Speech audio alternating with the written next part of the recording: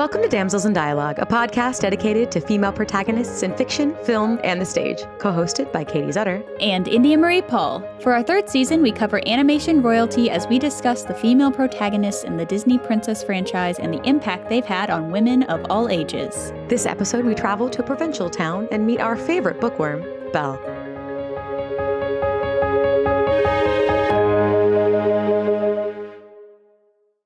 Shall we get into it? Let's talk about Belle today.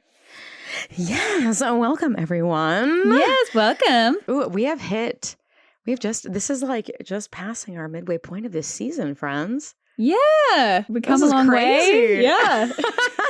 And we're kind of circling back a little bit to season one by bringing back another lady who did very, very well in our first Maiden Madness. I was not prepped for her to do so well. I always liked Belle, but I was happily surprised when you actually dig into the story. Really well. Really? I didn't know she'd win, but I thought that she was going to do well from the start. I did entirely forget Mulan, like an absolute. Well, that was both of our faults. They were like, what are we doing? I thought it was gonna be like her and like Anna. And, I thought one of the newer princesses would really like. Yeah. I thought Rapunzel was gonna go farther, and when you start digging, I'm like, no, Belle is. Yikes! Yeah, like Belle is great.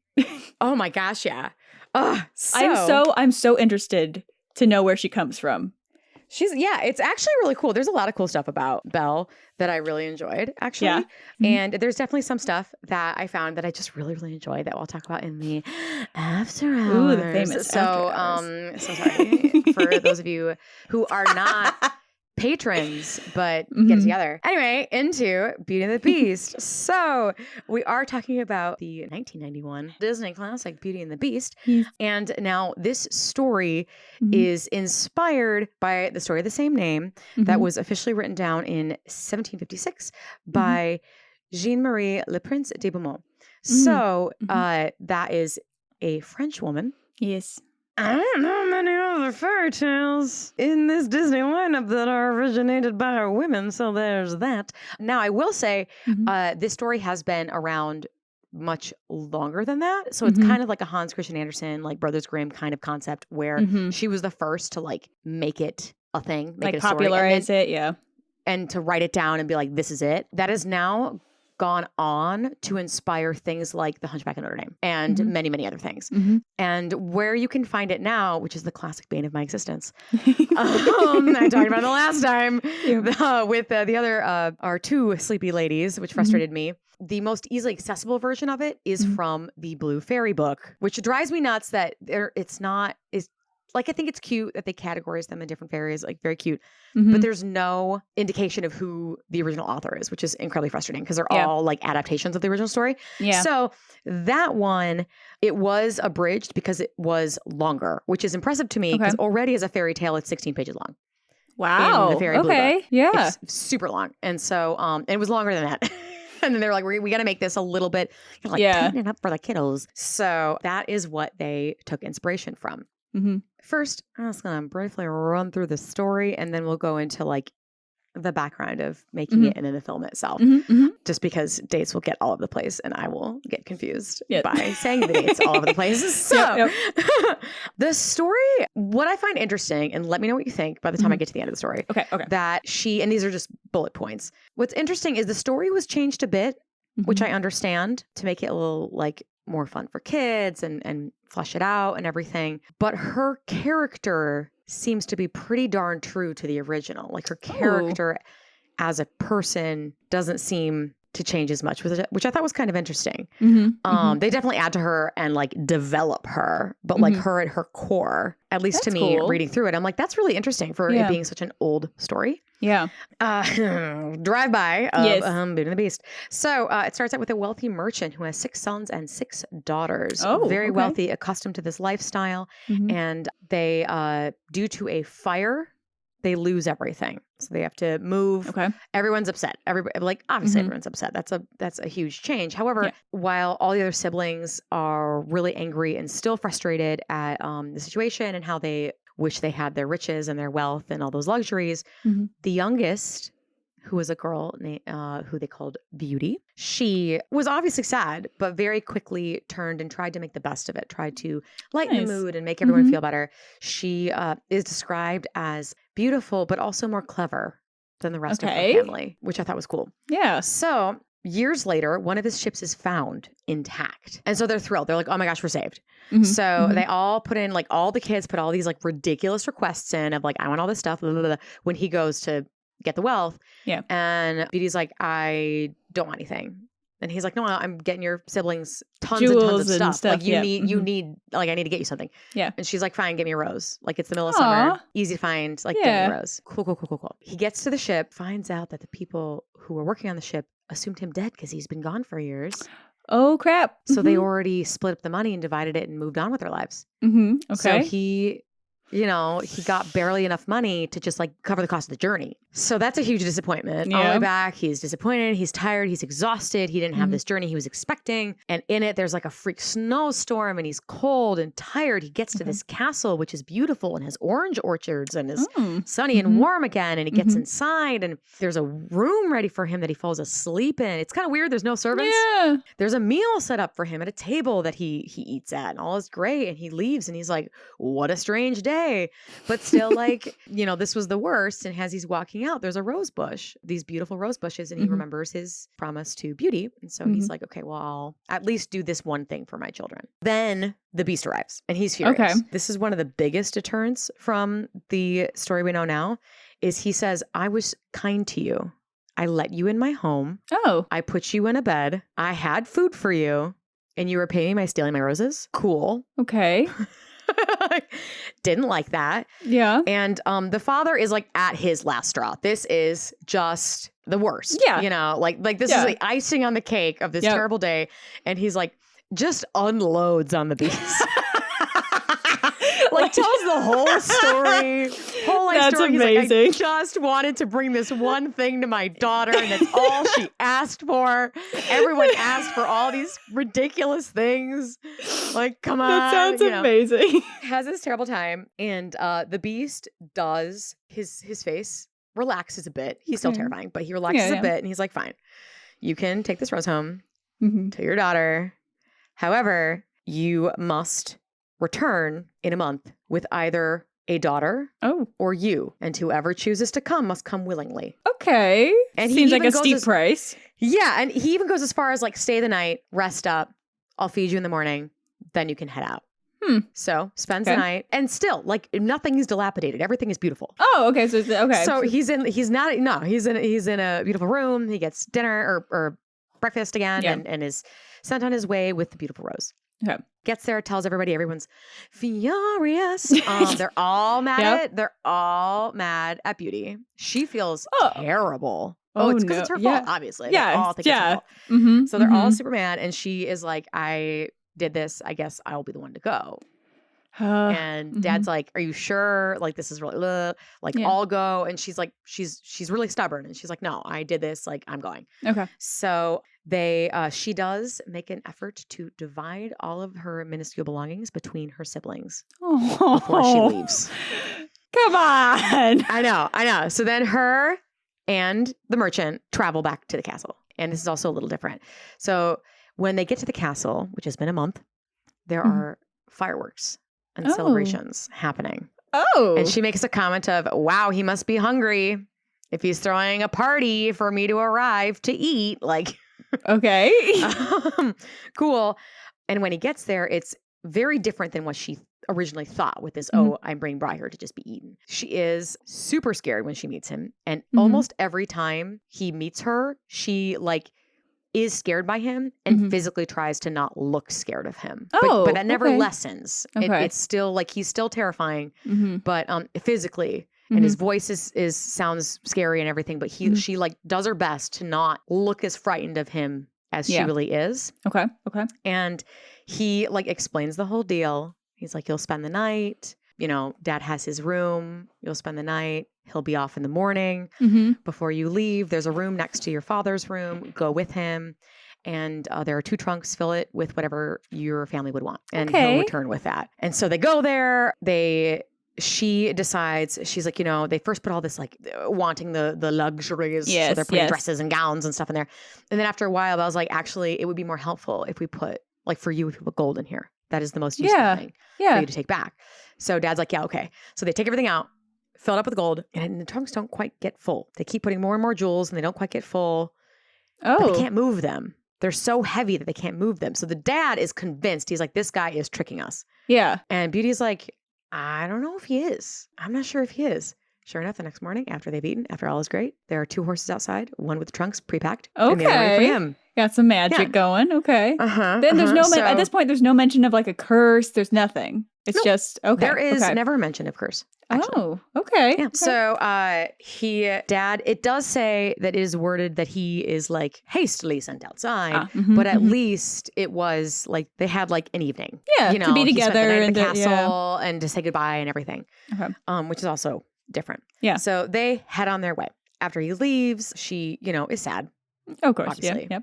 Goes to bed and has a dream about a prince. A handsome prince. There's also a beautiful woman who shows up sometimes in her dreams. Nice. And the prince always comes and talks to her. And she talks to him like, I don't know what I'm doing here. Like, what do I do? And he opens with, well, just, I think you can make me happy. Interesting. The next day she wakes up, isn't sure what to do. So she spends the whole time exploring the castle, the inside of the castle. Nice. And you see all these different rooms as she goes in that I'm not going to go into great detail about. Oh, yeah. Yourself. Yeah. That's a long, it's a bit like a thorough story. Long. It's super long. Awesome. So then the next, like in the evening, food is served as she would have eaten it. Okay. Like as a time, like, oh, when I liked breakfast in the morning, it arrived, things like that. That's great. That's awesome. Which is super cool, magical, fun. There are experiences of her like walking through the castle and like as it gets dark, the candelabras like light themselves as she, as the daylight changes. So there's definitely like magic in this castle, which is super cool. But in the evening after dinner, the beast comes to her door. And this I thought was really cool because this is directly put into the movie. Okay. He asks her if she could be happy here, which is something the beast says word for word in the movie. And she kind of gives a response and he then proposes to her. And she's like, no. Okay. She's worried he's going to be mad and he's not mad. He just leaves. Okay. This repeats. The next day, same thing. More dreams about this prince. Sometimes the prince says things, opens the dream with, oh, you made me so sad today. Oh. Why didn't you say yes? Huh. And it like goes on and on. She goes through all sorts of different like beautiful rooms. She visits outside by a creek where her dreams take place. Outside the castle. She goes into an aviary with these beautiful birds that keep coming back. She like takes a couple birds for her room because they're so beautiful. Yeah. Like there's all these really cool things. And it starts to be like days and then it happens for a long time that she spends a lot of time there. And it's always the same. She has these dreams where she has a lovely time. She like time she has a dream, it's spoken of very fondly. And this like handsome prince who speaks with her and hangs out with her. And then she, sees the beast sometimes during the day and just like lots happens. And so that, that's been for a while. Then after a while, a long time, she starts to miss her family because it's been a while. Oh yeah. Obviously, yeah. And she has now been with this guy long enough that she feels comfortable to ask him if she can leave. Okay. She asks to leave for 2 months to visit and then she'll return. And he's like, great. What?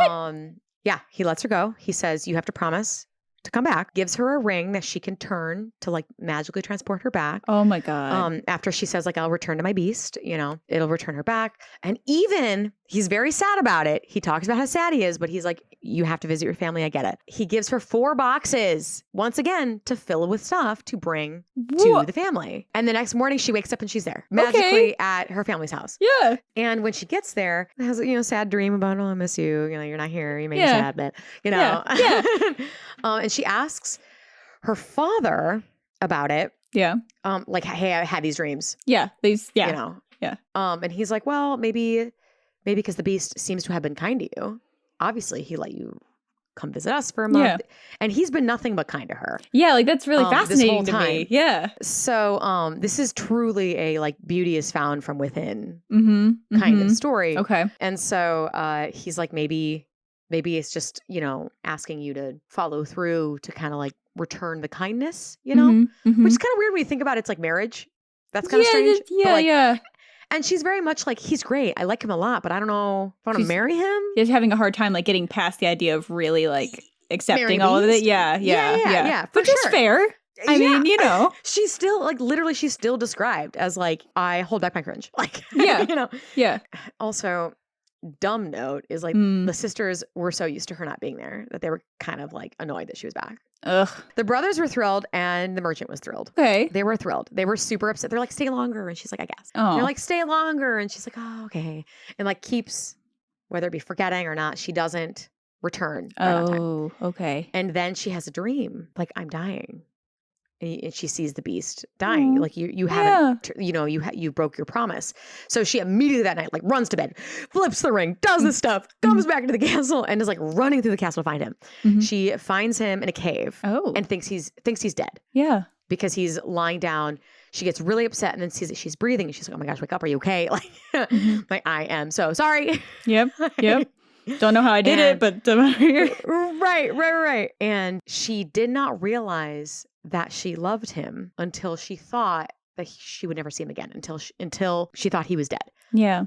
Because even when she leaves, she talks about, oh yeah, I'm totally gonna go back to the, like, it's not like, it's never like I'm trying. Yeah. No, I enjoy him. I enjoy his company, and I, you know, enjoy the comforts and everything. Yeah. And that's when she realizes that. And then that night he, it's, you know, kind of a weird fairy tale thing where he's like, great, you came back. I thought you'd never come back, which is also like straight to the movie. You came back. Yeah. Yeah. And then he's like, I'll see you after dinner. I'll be fine now. And then after dinner, he does the same thing. Will you marry me? And this time she's like, yes. She is excited and like looks away for a second, looks back, and it's the prince. It's the prince from her dreams that she had been speaking with the whole time. The woman, the beautiful woman, appeared next to him. That's the queen. Okay. Of the kingdom. And she immediately is like, yes, I condone this marriage. Like, yes, I approve. Give consent. Yes. I approve. And then like randomly a fairy shows up and is like, oh, you want your family at the wedding? And she's like, yeah, sure. What? The fairy's like, cool.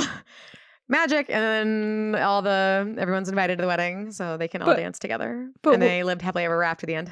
There was never an explanation of why he was a beast. He just was. Yeah. It was like a like looking past the evil and to just see the kindness underneath. I feel like there's like a whole backstory with mom that's like, I'm gonna make you a beast. And mom's, mom, so that you can find the real thing. Like, I feel like there's got to be some kind of backstory to that.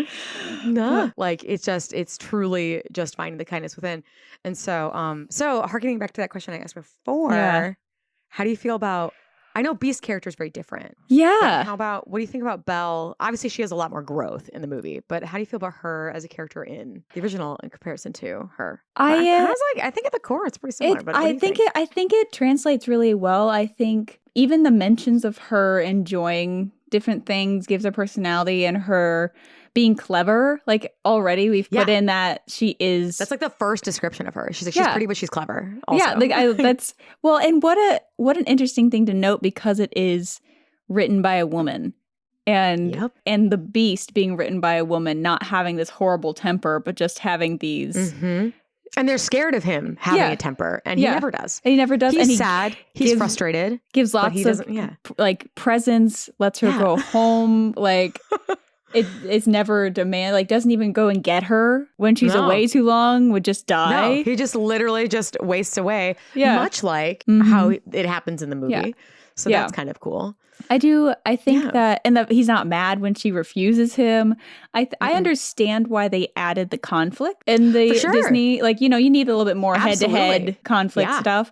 But I think it's just a testament to having a female writer writing the hero of it being the beast, and Belle being clever. The mention of Belle being clever is a huge deal, I think. And that she explores it things. It backs it up too. And it's not just she's clever. Like she literally tells her father, like, we don't need all these dresses. Like it will be more helpful to you and the family if you have money. It's practical. Is thinking through the things. Like I don't know. I think she transfers really great. That's so fast. It's so fascinating to me. Like, where did the magical objects come from? Is that purely a Disney fantasy? Like, where did the curse come from? Like, that's purely Disney. That's fascinating. We can go into that.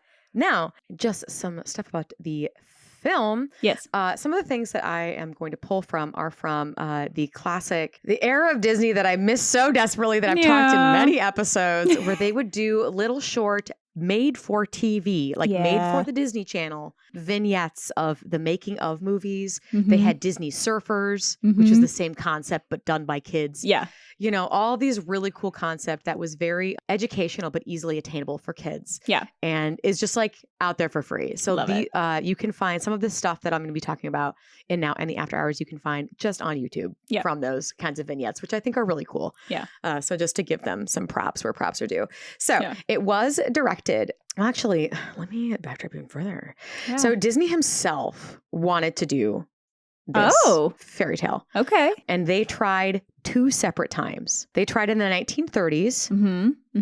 Couldn't make it work. They tried again in the 1950s. Couldn't make it work. So they tabled it. Obviously, they knew that was something that he wanted to do. They had tried, like put in a decent amount of, never announced it like this is coming. Yeah. But put in enough effort to hire people and make designs and things like that. And then it just didn't, they couldn't make the story work. Kind of similar to how we talked about the Snow Queen. He wanted to do for like a bajillion years. And the Little Mermaid. Couldn't make it work. So he wanted to do that for a while. Just a fun fact, originally it wasn't a musical. That's right. Which, Yeah. So then with the, moving forward, you had the great success of Ariel. Ariel was massive. It was the start of the Disney Renaissance. And so when that came out, they were like, we got to do something else. We got to do another movie. And so like another princess movie, it's going to be great. So in 1989, immediately after Ariel, they started work. They were like, we're doing Beauty and the Beast. Announced it. We're doing it. It's a really quick turnaround. Did a whole storyboard. Yeah. Completed it by the end of 1989. Hated it, scrapped it. Great. But not just scrapped it. They scrapped it and was like, well, we still got to do it. We're doing it. So we still got to do it. We're still doing it. Just what we did, we don't like. All the big guys, all the people, a lot of people who had worked on The Little Mermaid and these other bigger movies at the time were like the older, well-versed gentlemen of the era were like, man, we can't figure it out. We're going to work on other things. And then went, you know who'd be great for this? Gary Trousdale and Kirk Wise, who've never directed a feature animated film before. They were just storyboard artists, right? And they're like, we need someone to direct this. We already said it's happening, so here you go. And what's crazy is it wasn't just them. Almost the entire crew was all new people. That's insane. Who hadn't done something of this caliber before. There was a couple of names. Like there was a guy who had worked on the classic princesses too. But it was like, here's one. The rest of you are new while they worked on other things. Yeah. Which is just crazy to me. And one of the things, which I know has nothing to do with Belle, but this cracks me up. One of the two. So they're always interviewed together, which I think is so funny. Like the directors are always interviewed like as a unit, which just cracks me up. And their interviews are so funny. So they were abruptly appointed acting directors. And the other one is like, so we were acting as directors. Well, they were so young. They were just like thrust into it. So funny. But my theory, which I know I brought up in Made in Madness, my theory is that Belle was so real because so many of these people were young. Yeah. So they were in their like early to mid 20s. It's like, it's been like a handful of years since you've been around women in their late teens. Like you can relate more when you don't idealize what it was. Yeah, that is what you know what it was. Right.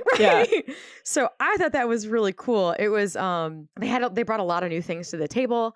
One of the historians mentioned that they really wanted to do Beauty and the Beast as well because it was one of the last red hot fairy tales to not have been done yet. So that just cracked me up as a quote. And something they did that when I first discovered this, I'm like, oh, this will be a fun fact for After Hours. But actually, no, she had a really important part for the whole thing. So what was interesting is there were 2 women in the writing process and there was a screenwriter for this one. That was very new. That wasn't very common for animation, but they insisted that they have a screenwriter. And now the screenwriter also had never screenwritten for animation either because that's like not a thing at the time. So there's tons of interviews of her talking about how frustrating it was at the start where in the film that she would normally work at with live action, there was not massive rewrites, massive cuts, massive changes up until the last minute. That was not a thing. Whereas in animation, stuff's changing all the time. Yeah. You're bringing people in, 2 months out to like re-record things and stuff, Yeah. That was very frustrating for her for a little bit. But Linda Wolverton had a very important role in the making of this process. Yeah. So she went as far as to even have major decision-making on casting. That's amazing. She talked through the Gaston auditions and was pivotal to the Beast, and was pivotal to who got cast as the Beast. So it's crazy to me. And you see her work throughout of that she did. She's like, we came to head a lot. Like there was a lot of arguments. But that's good sometimes. You know? It totally works. Yeah. I love how much you're saying she right now. Because you have a very specific woman at the head of this story that was made famous by at least a woman writer. So that's really cool. Screenwriter. Yeah. Because the writers were a mix. There was a couple women, but they were mainly men, but there was a couple women there too, which also from the other ones where it's like, there's one. Yeah. And one women writer. And I think at one point I looked up and I think I can cut this if I find out it's wrong later. But I think this is one of the first Disney animated movies that worked from a complete script, like an actually written script that they then boarded. So there wasn't a whole bunch of scenes they animated and then cut. It was like because a she was blueprint. Working from what she knew. And they also re-storyboarded the whole thing, obviously, because everything else was scrapped and did all this stuff. But just because we'll go on a fun tangent for the actual after hours. Yeah. But to just to add into it, having so many young people with new ideas and fresh ideas and being so relatively close to Belle in age, I think helped a lot. Having the woman screenwriter was phenomenal. Yeah. And obviously all the music, A+. Something I did find interesting is Paige O'Hara was the actress for Belle. Yes. And you can't really find much on her as far as like if she added to Belle as a character a lot. Like it's like I'm sure if I really, really dug deep, I could find things.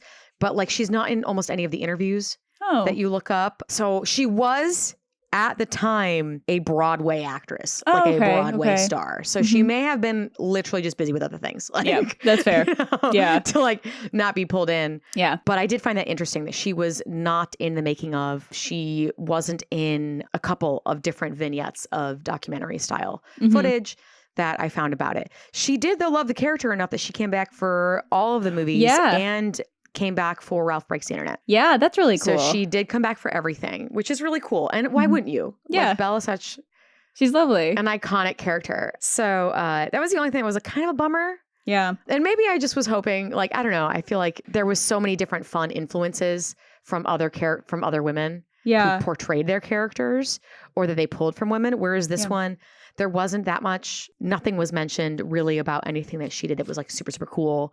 That like really adjusted Belle, like the hair in her face, very different than Mulan, where they saw the actress moving it aside. The directors added that hair in her face because they wanted her, even though she's beautiful and doesn't know it, they wanted her to have that imperfection of the hair being in her face sometimes, that one piece that's not quite in place because yes, she's beautiful, but they wanted more. There's more to that, you know? Yeah. So I did find that a little bit disappointing. Yeah. But just fun facts about the movies. Yes. She did, as far as Oscars go, it did win, it won a lot of awards. It was nominated for a ton, but it won a lot. It was nominated for Best Picture. Yeah. Which after this, the Academy had to change it. They had to make a whole new category because it did not win, but it was nominated. I mean, it's wild. Yeah, they didn't have a Best Animation, and this movie why would they? Started an entire category. That's amazing. It's insane. Yeah. So, it was nominated for score and won. It was nominated for sound. It did not win sound, but it was nominated. It was also nominated for 3 songs. That's insane. So, Be Our Guest, Beauty and the Beast, and Belle were all nominated for Best Song, and it won for Beauty and the Beast. Sweet, sweet Angela Lansbury. Also, that same song, but the Celine Dion version was nominated for a Grammy. Yeah. I think it may have won. I don't know. There were lots. It also won the Golden Globe for Best Motion Picture, Musical or Comedy. Yep. which is also wild as an animated picture. It was the first animated film to do so. Yeah. It's so good. just insane. Like maybe we take something from this. Wildly successful. Maybe we look at like the female screenwriter that like finished the story before they animated it. I don't know. Maybe we look at this. Yeah, definitely the female screenwriter and the two young guys, because they had so much power in this. The standouts were them, Linda, and Howard Ashman, actually. Oh, yeah. Alan Menken was on it as well. Yeah, they were fresh off their high of winning their Oscars as they just then proceeded to, win for the rest of their lives. Yeah. Because legends be legends. Yeah. But I was surprised at how much those 4 people in particular just changed the story for the better, which was really cool. Howard Ashman said something where there was an argument for a while of who the story was about, who was the main character of the story. And he famously said the story's called Beauty and the Beast, so it's both. Like, why are we deciding between the two? You don't have to have one person. You know what that shows? Because I was watching it now, and we've talked about this, I think, in Maiden Madness, but if we didn't, we're talking about it now again. You have so many scenes with other characters where they develop. Like, there are so many scenes with each person, even the villain, that you actually feel like it's a fully fledged story. Like, it's so cool how many scenes we get with individually and together and apart. And it's just, I love it. And how much the two main characters and the main villain change. Yeah. And grow in very different directions. Yes. But still, I didn't feel like anyone was cut out because of the back and forth, or because there were whole chunks where she wasn't in it. Like, I felt like we were just fleshing out the story. Yeah. It's great. It was really cool. And I really loved how they did it. Yeah. Now, there are 3 different movies. 2 of them were straight to VHS. So we had Beauty and the Beast, which we will talk about first, from 1981. Then we chilled for a bit before one of my favorite sequels. I think it's really well done. Yes. Is Beauty and the Beast, The Enchanted Christmas. That was in 1997. And then a more vignette style, Belle's Magical World from 1998. Yep. So, shall we discuss the movie? Yes, I think we shall. Our dear lady Belle. Yes. Now, there's some outtakes and things of, like, in the original concept that she did have sisters, and that was cut. But you can find little animated cuts of them originally having sisters, the concept art for that. And that was cut, which I kind of like. I know it's very similar to other Disney movies, but her relationship with her father and it just being the two of them. Yeah. I really enjoyed. I love their relationship. I love their I love how she straight up just helps him with his invention, how supportive she is of him, encouraging him about his... And he's so supportive of her. Yeah. Like, they both truly just have each other. Yeah, it's so sweet. It is so stinking sweet. And it's kind of them against the world. Yeah, for sure. It really feels like that. Sure. I think the opening number of this movie is just a masterclass of storytelling. Yes. It is so and they brilliant. talk about that. Yeah, they talk about that. The directors were like, we really wanted to make sure that all of this, like, you learn about everything in the opening number. And that's why Belle was also nominated for so good. an Academy Award. And they were thrilled. Good. They were thrilled that it was very, very musical theater style. Yeah. And you can tell. You can tell, like, you had masters of that writing it, because I mean, you learn about what she wants, you learn about what the villain wants, you learn about how she feels ostracized, you fall in love with her reading books. Like, it's just her I Want song is a little more in the in the reprise, but still, but you get the start, you get the taste. Like, what? Yeah, you have a taste of it. Like, you just get thrown into it, and you learn so much so quickly that by the end of it, you're like, oh, I know, it's confusing way. No, it's so clear. And like, all the amount of, like, clips of the townsfolk, just their one-liners, and it's brilliant. It's absolutely brilliant. There was supposed to be another song in the original movie too that also really encased the servants of the castle. Oh, called yes, Human Again. Yeah, that they did, which I thought was so fun. They cut it from the movie, put it into the musical, and then in 2002, we're like, I guess we should release this to everybody else, as the original animated idea of it. So yeah, you can see the full animation of that's so cool. Human Again, which is another cool thing where you learn all about the castle. It's like a lesser version of the song Belle for the castle. Yeah. because that's the opening song, but the opening of it is the stained glass. And I love that take on the fairy tale book opening.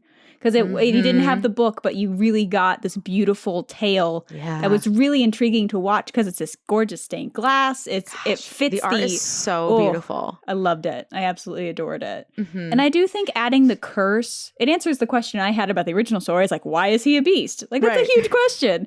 But I think it gives the beast something to achieve very specifically. The rose is their own creation too then, right? There's not like a timed rose. No, not a timed rose, but roses are part of the story. Part of the story, but like the enchanted rose is a Disney creation. Yeah. Okay. That's fascinating because I think it's so iconic and it's so beautiful. I do like the idea of Maurice picking the rose for Belle, but like that's not it. I understand why it's not in the Disney movie, but right. With Belle. Yeah. I do love that her I Want song is so interesting to me because you've had this big number where you meet the whole town. It's amazing and huge and massive and everything is happening. You're learning about everyone. And her I Want song is a reprise where she chooses to run off by herself and Philippe. Yeah. We love Philippe. I love him. And sings about just, she wants more than the hustle and bustle of everything that you just saw. Yeah. And I think that's so cool. I love how simple it is, how short and simple and sweet it is. Because I think it really wraps her up nicely of her intentions. Because you've just seen chaos. You've just seen absolute chaos. Yeah. And her by herself singing this little moment is like, this is all she wants. Yeah. She doesn't want anything big and crazy. She just wants to not be here. She knows there's more to life than the craziness of this town. Yeah.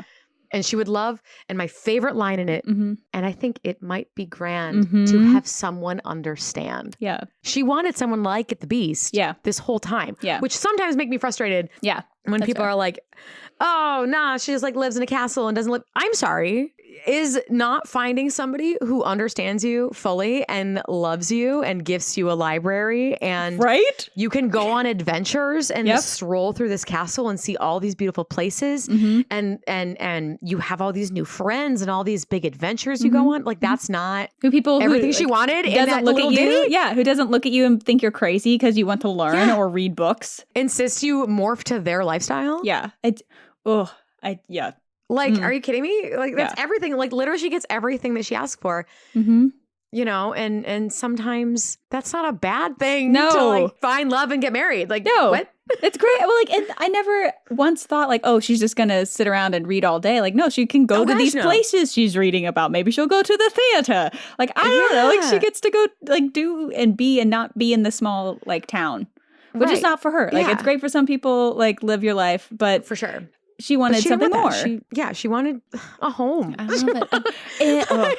I love it. I love that. I love that she finds acceptance in someone and a new family. I love how perfectly encapsulating of toxic masculinity Gaston is. Yes. As her, and that she denies it. Like she refuses someone who asked her to get married. Like that's a big deal. Like it's a Disney princess movie. Like that's a big deal. Yeah, we haven't seen someone go like, wants no. to marry him. And I love how she treats him. Yes. Too. Because she tries to be like, she's not mean. Yes, Gaston. Like, sure, for sure. Yeah. And then moves very quickly when her patience runs out from like, Gaston to GTFO.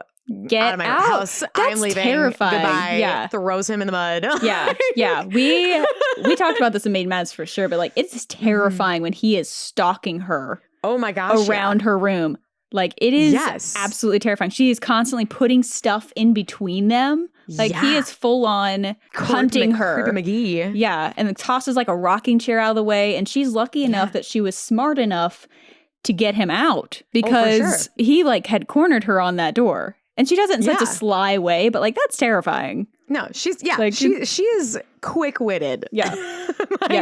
And is not going to do something she doesn't want to do. Yep. And even going off of that, kind of on the opposite spectrum, is she is back at the castle after trying to escape and saved her. And she is tending to his wounds because she's like, I guess this guy saved my life. I suppose I could at least make sure he's not dead. And then I'll probably escape again. It's fine. And this is kind of like the turning point. It was. But it was in a similar fashion of stubbornness and cleverness of the Gaston moment, but obviously very different vibes, is when the beast he is still a beast. He is terrifying and he's wounded and he screams in her face, ow, that hurts. And she yells back at him. Oh yeah. It's just like her hair blows back. He's like, his teeth are like 5 inches from her face. And she just straight up yells back at him. Yeah. It's like, amazing. if you didn't move, it wouldn't hurt that much. Yeah. I'd be terrified. And like, she's like, absolutely not. Like yelling at a child. Yeah. This is the first Disney princess to do that. To yell back at people when they're misbehaving or when they're, like... Yeah. And it's so... like, Ariel yells at her dad. Like, that's... like, but, like, I don't know. There's something... But it's a very different... Yeah. There are very different stakes. Yeah. That is definitely a very different relationship. That is a... arguing with your parent because daddy, I love him, is very different than I'm scolding a beast yelling at your face who just fought off all these wolves. I really enjoyed though, like she was a damsel in distress, like she was. Oh, for sure. But she gets a stick and tries to save Philippe, hits a wolf off of his back, like impressive. She's not the most athletic. No, but she's not going down without fighting, man. I love that. I love that her hair came undone. Like, obviously, it's not going to look great in the middle of that. Oh, for sure. And I think her choosing to come back is such a pinnacle point of her character development because she had the out. She had the out, and she could have left him there to die. Yeah, she was a prisoner. She could have done that, and she chose that. Like her heart and her compassion for him who has just saved her was too much. I don't know how she got him up on that horse. I still don't understand that. Yeah, they fixed it a little bit in the live action. Oh, yeah. She says something along the lines of like, "I'm going to need your help to get you back." Yes, that tracks a little bit more. Yeah, she has some sort of like throwaway line is that like it's panning out of like, I'm going to need your help to get you back to safety. Yeah. But I don't know how, maybe Philippe is just MVP again. Oh yeah, for sure. There's also, well, I guess we'll talk about the cutscene with Philippe in the after hours stuff. Oh, but, cool. We'll talk about that later. There's a really cute cutscene from Philippe. Yeah. But anyway. Yeah. And her choice to leave hit me when I was rewatching it. I'm like, she just got yelled at and terrified by this person, and like she had limits. Like that was her limit of like, I don't care, I'm leaving. I'm out. Like that. I love that she had that limit too. Yeah, where she was brave enough to try and escape. Oh, for sure. That's very like powerful and not easy to do. So to continue to say no to him at the beginning, this terrible thing has happened, and he's screaming at her, and she's like, I would rather starve. Like, no, I'm not coming. Love it. And then goes behind his back to be like, I suppose I'm hungry. Yeah. Completely does what she knows she wants and has her limits and doesn't take crap from anyone. Like it's amazing. And the decision to even stay in the first place and replace her dad, who is trying to tell her not to, and she agrees to do it before she sees who it is. And then then starts to negotiate because she asked him to come into the light. Like it's that come into the light moment is so important because she doesn't officially say yes. Yeah. Deal is struck. Let's go. Yeah. Until she sees him. And I think that is one of the most brave things that she does in this whole series. Yeah. Looking into the face of a monster. And she's like, this is what I'm going to be living with. And she thinks she's going to be in a prison cell. She thinks she's going to rot in prison. Like that's really what she accepts. Yeah. In that moment. And then to yell at him, like, you didn't let me say goodbye. Like, and she has her throw herself on the bed moment. It's just completely justified. I'm sorry. Every time a princess throws themselves on something and cries, it is always justified. Yes. I hate that it's a meme. I know. Come on. It's all like the really terrible things that happen to them. Let them be sad. Let them cry it out. Yeah. Which is one of the moments I didn't like in the live action. We're not talking about the live action, but like that moment of when she doesn't have an emotional full reaction to losing her dad because she's powering through. I'm like, you have to have that vulnerability and that real emotion. And I love that Belle has it. Things that that were weird about that movie, which is why it wasn't as successful as they had hoped. Yeah. But this movie was so wildly successful. It makes so much sense. It makes so much sense to me. You have a strong woman who's still kind and compassionate, but speaks her mind and is smart enough that what she says is true and important. And she's just so intelligent. Who wasn't like, yeah, he's the one when he's like, I have a surprise for you. Oh my God. And yes, the library. I'm sorry. Like, who watched what? This is what started the OGs, like Book Talk, Bookstagram, BookTube girls all watched that scene and went, I guess I'm dead now. Like, this is it. This is my future. Yeah. Thank you. And what's so amazing is that he has given something. He asks and tries to figure out what she would like. It's not a stereotypical, and his treatment of books is so much different than how Gaston throws books in the mud. He puts his feet on top of them. So how both men treat books is very story specific. So I'm just, it's just so fantastic. It's so cool. And there's things that like, I don't know. It's fun to see their relationship grow as well. I very much enjoy, because she is there for months. This is not a love it. This is very much not a love at first sight. Yeah. I mean, obviously, even on his side. Yeah. They're all like, oh yeah, the spell's gonna be broken. He's like, cool, she'll just marry me. Right? No, that's not how that works. And I do truly love that he falls in love with her too. It's not just her falling in love with him. They like fall in love with each other. I love the something there that wasn't there before montage. Yes. I think it's beautiful for their relationship. And you see Belle, who at the start of this movie is very stubborn and really not relenting, and she wants change, but she herself does not want to be the change. Yeah. She just would like a different life. Yes, that's fair. So, you know, so you see throughout this montage, beautifully done by, I love that it's sung by the servants of the castle, like viewing this, because they don't know what's happening, which is even funnier. Is like the couple has no idea what's going on. But everyone else knows. Like, it's such a fun moment for kids and adults alike to kind of have that inside look. At watching these people fall in love. And I love that you see him trying to get to her level of sophisticated, but he's with the soup and the he's lived for years not like that. You know, so it's taken him a bit, but he's learning, and her like kind of occasionally choosing those moments to like calm down to his level. Where she's like, we can drink it like this. When she goes on a limb and throws a snowball at him. Oh my God, that was so great. Like, the snowball fight is so it's through a window and funny. He makes that giant snowball and like almost kills her. And she hits him in his spot. Like, it's so you see them, and it's a unique part of the movie too, because they're not physically singing. Like, the characters aren't singing. It's a voice, so it's an internal. You see them figuring it out, and like when she's like messing with her hands behind the tree because she's having feelings. Like, it's really good animation. It's like, really good animation. Like, it feels like the like it was the precursor to the Tarzan I Want to Know. Strangers Like Me, when he's falling in love with Jane. Like, I feel like it's that precursor of like, this is how you do a montage where people fall in love. Like, it's... And now that you say animation, something that they did talk about is Belle and Beast and Gaston, honestly, all three of them, but we'll talk about the other two in After Hours.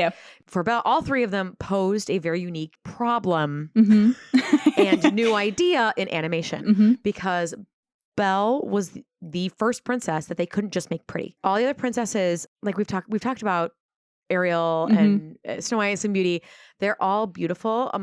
For some of them, things happen to them. For others, Ariel very polarizes everyone around her because she is so fun and sweet and ridiculous and kooky. We love her.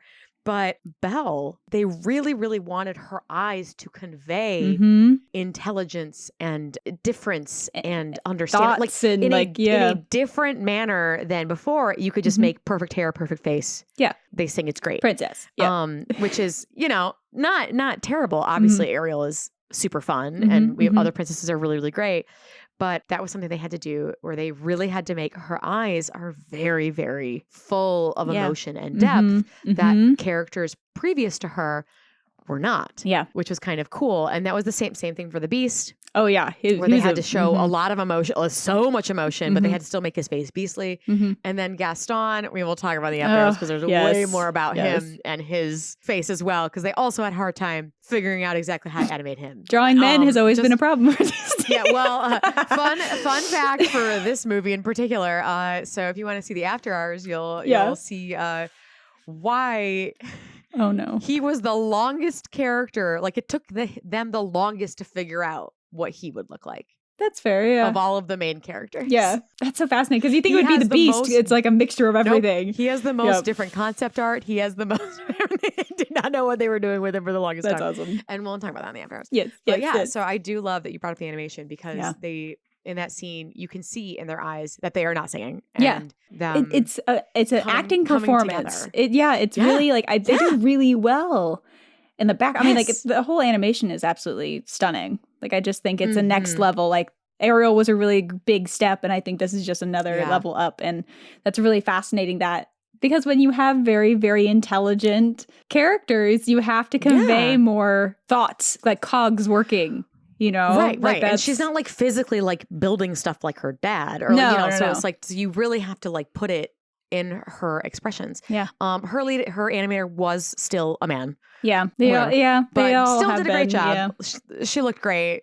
I think they really nailed it with the looking beautiful, but still like she truly. That was not important to her. Yeah. Like, that she just happened to be beautiful. Yeah. And that was what everybody saw, the outside, which is that juxtaposition of the two characters where everybody sees the outside, nobody sees the inside. Yeah. The themes are really well done in a lot of levels in this. I was really, really impressed. I did read, and you can tell me if this is wrong because you know more about it.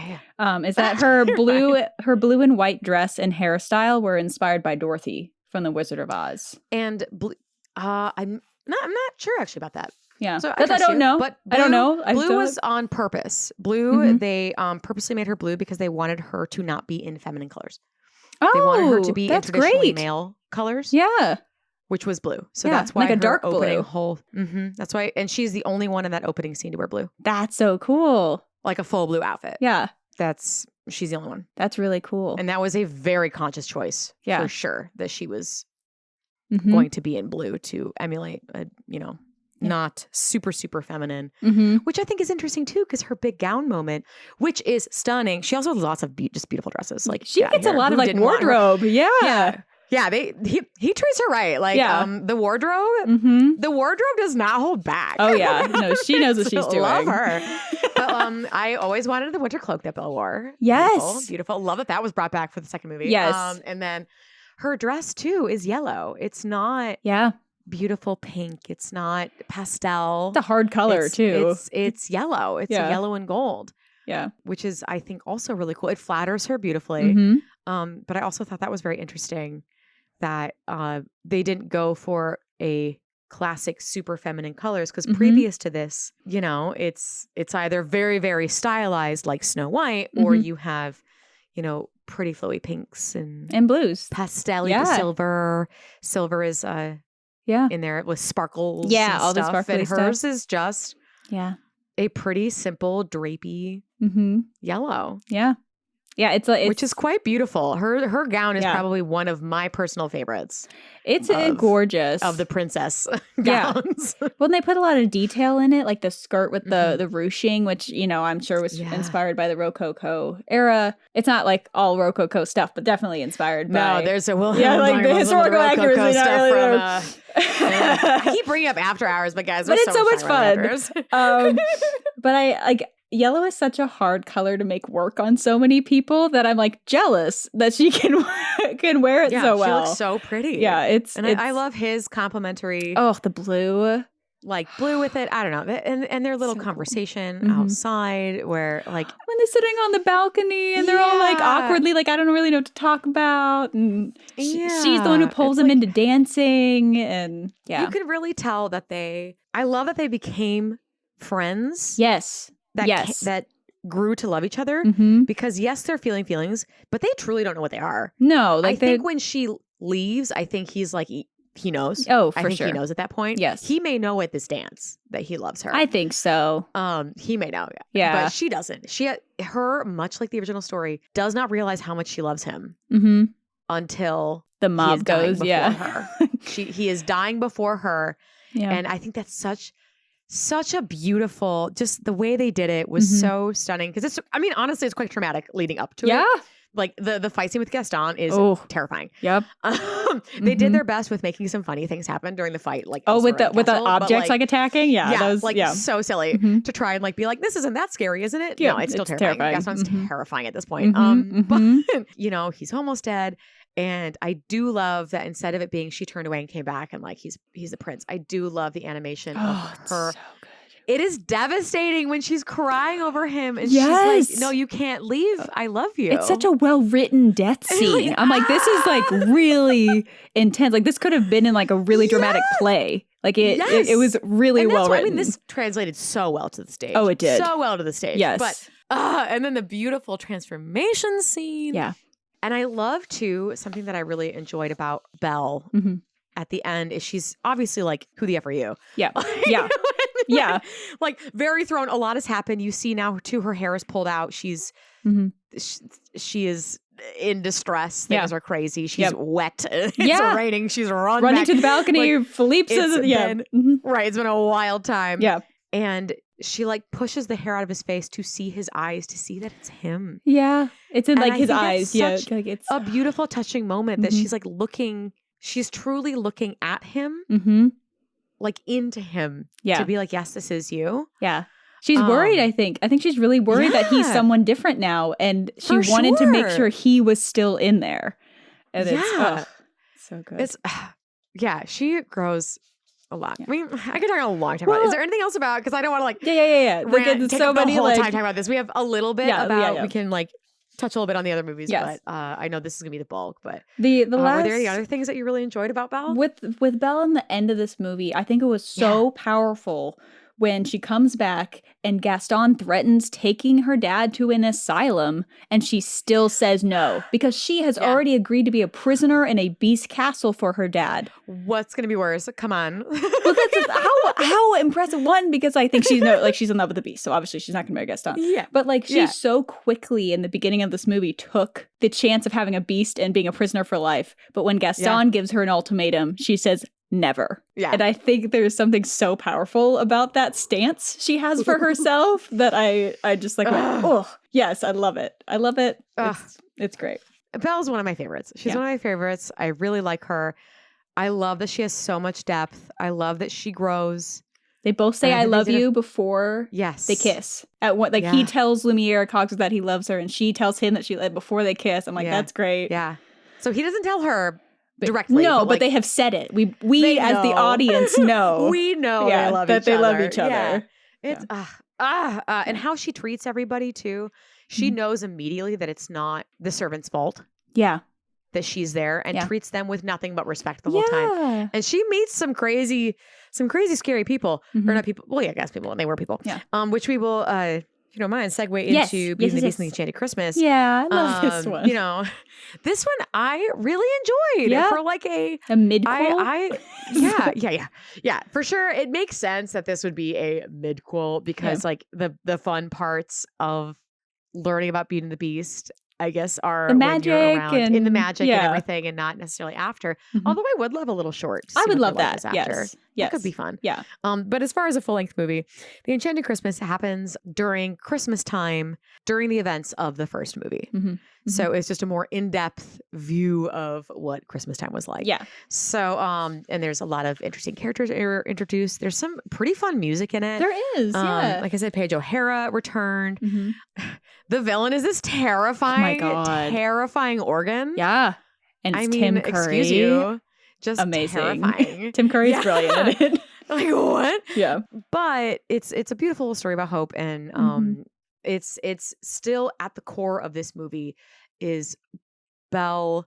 There's like little side stories, but Belle trying to reach out to Beast a bit and trying to bridge that gap of we're stuck together. Yeah. Might as well make the best of it. Yeah. And trying to make light of this holiday season and bring life back to the castle. Yeah. And I thought that was a really clever concept. I thought it was very fun. Belle still seemed very much herself. She did. I think we actually got to see a different side of her because in the movie it's so much about her against the beast and like standing up for herself.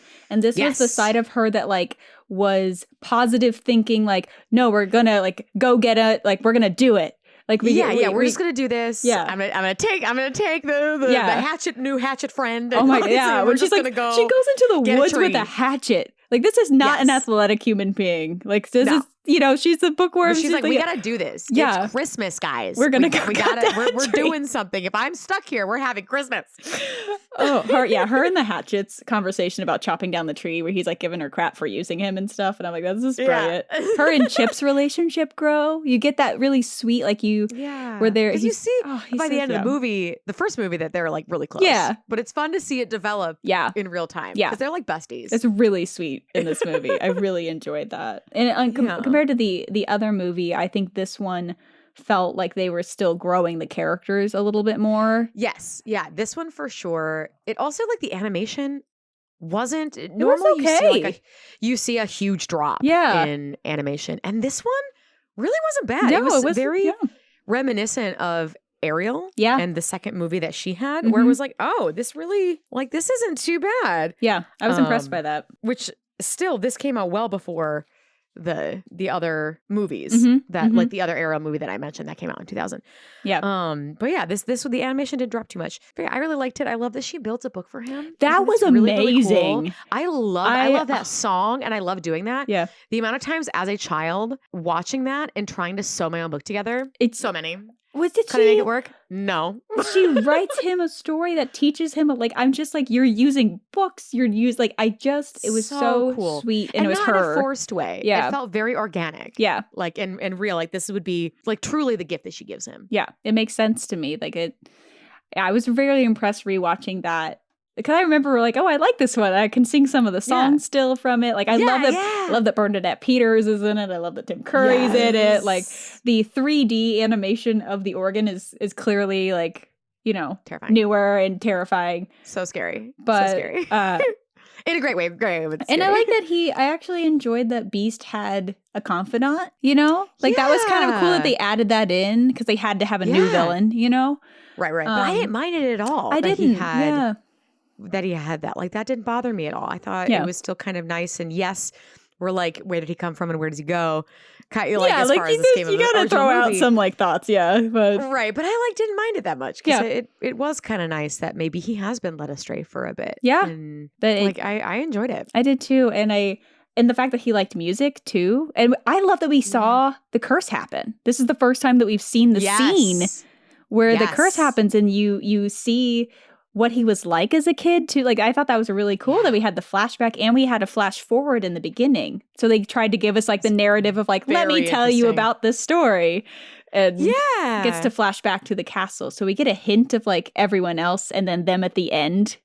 Celebrating Christmas in the castle. Right. Yeah. And I thought it was very fun. I loved how they did that because even though it was a like mid original movie thing, it felt like it happened after because of how they set it up. Yes. It felt very much, we're just telling you a story as we're living our lives happily after the events of the first movie. Yeah. Which I thought was very interesting. Yeah.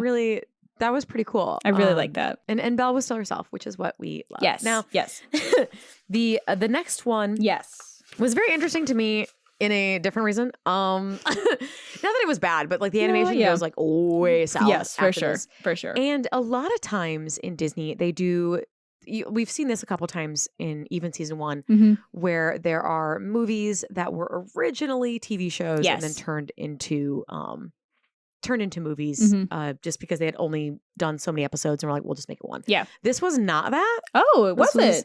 Because and they're like 30 minutes. Huh. They're like really long, 3 really long things. They were designed to be like stories of Belle and whatever. And like, I couldn't really find anything that was like, oh yeah, we're going to continue this and like... Yeah, like whatever. They just kind of did it. And like it's okay. The first one is a little bit about Belle and Beast. Yeah. I say a little bit Yeah, none of them are really like about them. The next two are very much about other. Like Lumiere has like an episode, if you will. Yeah, like Cogsworth kind of does too. Yeah, but that one was, I don't know. I don't need to watch it again. No, it was cute. It was fine. It's definitely not about Belle and Beast, and they just keep harping back on the trope of them arguing. Like there's no development of them. There's no like that's the only personalities they're really given. So it's not like the Beast gets worse.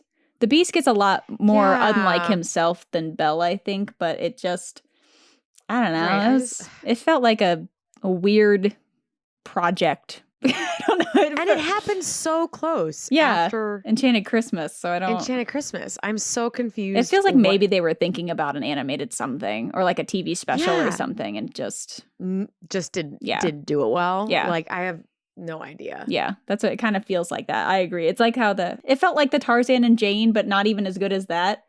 No, because Tarzan and Jane was very obvious. Like it's like 20-minute, like less little things. Like, they were long. Like 30 they minute. Were long. Yeah, they were. Like I don't know. Yeah. It was really. It was new characters every single time. Like I don't know. I'm not sure what that was, and I wasn't as huge a fan of it. Yeah. Like it's cute, but like if we're looking into Belle's character. Oh yeah, it wasn't like it did nothing. That for her. wasn't really there. Not thrilled about it, guys. No, it was not top of the line. It's a cute if you need something on in the background and your kids like the magical objects. Like go for it for sure. Enjoy, but it wasn't about them at all. Like it was about the objects. So and even them, they weren't phenomenal. Yeah. Oh well. Yeah. I also have something for Linda. Linda Wolferston. Yes. I formally apologize to Linda for saying your last name wrong different ways every time. So we're just gonna be on a first name basis for the rest of this podcast. Linda. Okay, Linda, let me tell you. I'm so sorry. Listen, Linda, listen. Something that she was very forward about is because of the time period, which you will know better than me, she very much wanted Belle to be a feminist icon. Yeah. That was her whole thing, is that she really, really wanted Belle to be a feminist. And I think of all the fairy tales to take that and run with it, this was a really excellent one to do with. I think it worked really, really well. I love Belle. Yeah. I love that she made it so far and it makes sense in the hero. And I love that she is a relatable, regular person. Yes. Who is a hero. Yes. Like she doesn't have magic. She does, she's not even a princess at the start. Like it's really cool. Her and Mulan are very similar in that way. Yeah. That I do adore. I think she was someone that everyone who was the bookworm or didn't feel like they were where they were supposed to be. Like, I mean, her like Maria Sound of Music moment on the hill of I Want Adventure is just so glorious. Like it's just with the sunset and the dandelions, like how specific of a flower, like the wishing flower to pick. Like it's just inspiring, and you connect to it as a kid. Like I grew up in a really tiny town. Like you feel that like I want to go, I want to see what's out there. It's so wonderful. And speaking of Linda, my fun fact is that she drew her inspiration for the screenplay not from the Jean Cocteau's Beauty and the Beast, which was really popular in 1946, but from Little Women in 1993, admitting that Katharine Hepburn is a lot in the characterization of Belle, like the Joe character. Yeah, and the Joe character. And I'm like, I see that so much. Yes. I'm like, having read Little Women a couple times, like I'm just like, that makes so much sense to me. That she wants something else, that she, befriends someone, like it just that she falls for someone later in. Like it just, I can feel it. And I feel the Katharine Hepburnness of it, of that, like standing your own ground. And I think she's someone who is stubborn. Like we talked a little bit about Merida last week, where she's written to be also stubborn. A stubborn lady. Written to be stubborn, but Belle captures a stubbornness with a compassion and a maturity that I think is just so amazing. That you can stand up for what you want. You can say no. You know what I mean? Like that. I think that's really important. She says no multiple times to Gaston, and that they're to the Beast. To the Beast. She's like she to most people. Yes, really, it's truly. Which when she likes you, like seeing her relationship with with Mrs. Potts. pots and with Lumiere and everything. And then seeing her talk to her father in the beginning, like how kind she is to those people she loves. I was like, oh, I adore her. I think she's great. She's great. Yeah. She's great. I love that she went so far in Our Maid Madness. Yeah. And there is a really good segment. There's a really good segment we did in that you did specifically about why it's not Stockholm Syndrome. Yes. I did so much research. And I think it's really important. Why it wasn't Stockholm Syndrome. So please go back and watch The Maid in Madness, talking about her in depth, because that is a big point of contention with people. Yeah. And sorry to say, it's not baby. Yeah. Like it's really easy to strong, independent woman. Yeah. Well, it's really easy to throw that at this, or like to throw, like even when I was re-looking at Ariel, to instantly think, oh, she's just like, oh, I love him, I'm changing myself for him. Yeah. No, she is not. She wanted to be like human before it. Like it. So it's really important to actually look at the stories. And I think that I love that you brought that up, because I was like, this is something I hear all the time about this story. And it's absolutely. It's just not true. She's amazing. Yeah. She's a perfect, like, I think she's a great feminist icon. I really think that Linda did amazing writing her. And I think it shows that they had a complete story and fully fleshed out villains and side characters and connecting themes visually, like. Right. And the directors took a story. These two young guys took a story. So young in the documentary. They're so funny. And the way they talk about it, they're like, can't believe it happened. Yeah. Like, it just does not seem real to them when you see different documentaries about them. Yeah. There's also some of them much older. Yes. Reminiscing about it. Yeah. But them, specifically the interviews where they are together as young men, is so funny, because they truly are flying by the seat of their pants. Yep. And they did what Disney himself tried and failed to do twice. And that the studio failed to do the third time when they hired, it was like really dark before this. It was like super dark and really Rococo reminiscent. Scrapped the whole thing. The entire thing out the window. It's too bad. Hate it. Yep. No. And the director went, peace, that's the show I want to do. So if you don't want to do it, I'm out. Oh my gosh. Yeah. No, so many things came together to make Belle one of the best heroines that has come out of the Disney Princess franchise. And I love that for her. I love that she continues to be beloved. I hope generations still embrace her and they keep re-releasing it and getting her in there, because I think it's so important to see that that intelligence that I think have yet no one has ever quite matched that level of intelligence. I think she might be the smartest Disney princess that exists. And that's definitely her thing. That's great. We love that for her. That's for sure her thing. But it's amazing. I love her. Well, thank you for listening to this episode of Damsels in Dialogue. And if we haven't hit it on the head, enough. Enjoy our after hours as a Queen tier patron on our Patreon, if you dare. We have a lot of fun, so come listen. Obviously. Well, see you next time. Bye, everybody. Bye.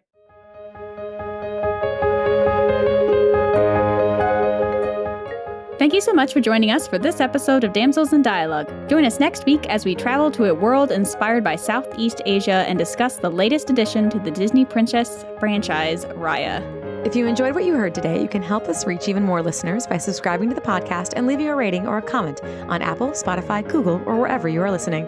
If you want to join us for even more discussions about Beauty and the Beast or extra thoughts about any of our episodes, head over to our Patreon. There you can support the podcast and unlock an entire library of our exclusive after-hour video podcasts with new episodes arriving each month.